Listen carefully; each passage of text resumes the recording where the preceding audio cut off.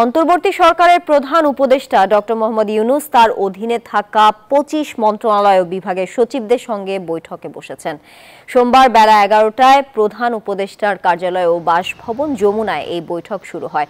মন্ত্রিপরিষদ বিভাগ সংশ্লিষ্টরা জানান, এই বৈঠকে একটি কর্মপরিকল্পনা প্রস্তুত হতে পারে। এছাড়াও অন্তর্বর্তীকালীন সরকারের প্রধান উপদেষ্টা ডক্টর মোহাম্মদ ইউনূসের সঙ্গে বৈঠক করবেন বিএনপির শীর্ষ নেতারা। আজ বিকালে প্রধান উপদেষ্টার বাসভবনে এই বৈঠক অনুষ্ঠিত হবে, যেখানে বিএনপি মহাসচিব মির্জা ফখরুল ইসলাম আলমগীরের নেতৃত্বে দলটির স্থায়ী কমিটির সদস্যরা অংশ নেবেন।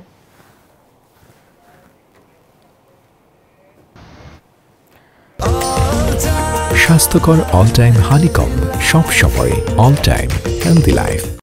তানিয়া, মূলত প্রধান উপদেষ্টা ডক্টর মোহাম্মদ ইউনূসের অধীনে যে 25টি মন্ত্রণালয় রয়েছে, সেই 25টি মন্ত্রণালয়ের জ্যেষ্ঠ সচিব এবং সচিবরা তার সঙ্গে বৈঠক করছেন।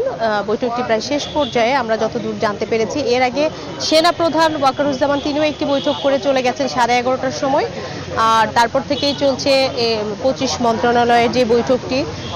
বিকেল 4টার সময় বাংলাদেশ জাতীয়তাবাদী দল বিএনপির সঙ্গে একটি বৈঠকের কথা রয়েছে। সেখানে বিএনপির মহাসচিব মির্জা ফখরুল ইসলাম আলমগীর সহ বিএনপির স্থায়ী কমিটির সদস্যরা প্রধান উপদেষ্টা ডক্টর মোহাম্মদ ইউনূসের সঙ্গে বৈঠক করবেন। আর মন্ত্রণালয়গুলোর সঙ্গে যেই বিষয়ে আলাপ হয়েছে সেই সম্পর্কে আমাদেরকে আনুষ্ঠানিকভাবে না জানানো হলেও আমরা বিভিন্ন সূত্রে জানতে পেরেছি যে জনমতকে গুরুত্ব দিয়ে এবং সংস্কারে যেই বিষয়গুলো সবচেয়ে বেশি জরুরি, যেটি জনগণের পক্ষে, সেই বিষয়গুলোকে প্রাধান্য দিয়ে আসলে এই পরবর্তী যে কর্মপরিকল্পনা, সেই কর্মপরিকল্পনার বিষয়ে সিদ্ধান্ত নেওয়া হবে। আমি যদি আপনাকে এই এলাকাটি দেখাই, এখানে কিন্তু এখন বিভিন্ন সাধারণ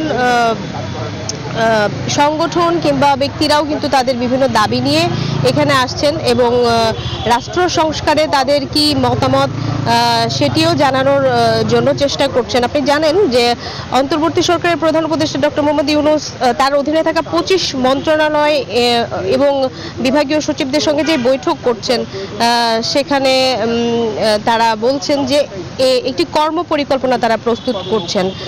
বিশেষ করে মন্ত্রিপরিষদ বিভাগ, প্রতিরক্ষা মন্ত্রণালয়, সশস্ত্র বাহিনী বিভাগ, শিক্ষা মন্ত্রণালয়, সড়ক পরিবহন সেতু মন্ত্রণালয়, খাদ্য মন্ত্রণালয়, গৃহায়ন ও গণপূর্ত মন্ত্রণালয়, ভূমি মন্ত্রণালয়, বস্ত্র ও পাট মন্ত্রণালয়, কৃষি মন্ত্রণালয়, বিজ্ঞান ও প্রযুক্তি মন্ত্রণালয়, রেলপথ মন্ত্রণালয়, জনপ্রশাসন মন্ত্রণালয়, বিদ্যুৎ ও জ্বালানি খনিজ সম্পদ মন্ত্রণালয়, সব মিলিয়ে যেহেতু দেশের একটি বিশেষ অবস্থার মধ্যে রয়েছে দেশ, একটি সরকারের পতনের পর সব জায়গায় একটি শূন্যতা বা সব জায়গায় এক ধরনের ভ্যাকুয়াম সিস্টেম চলছে, সেটির সমাধানে আসলে যত দ্রুত কি করা যায় সেই বিষয়গুলো এই বৈঠকে আলাপ করা হচ্ছে। তো মোটামুটি তানিয়া, এই ছিল আমার কাছে সর্বশেষ তথ্য।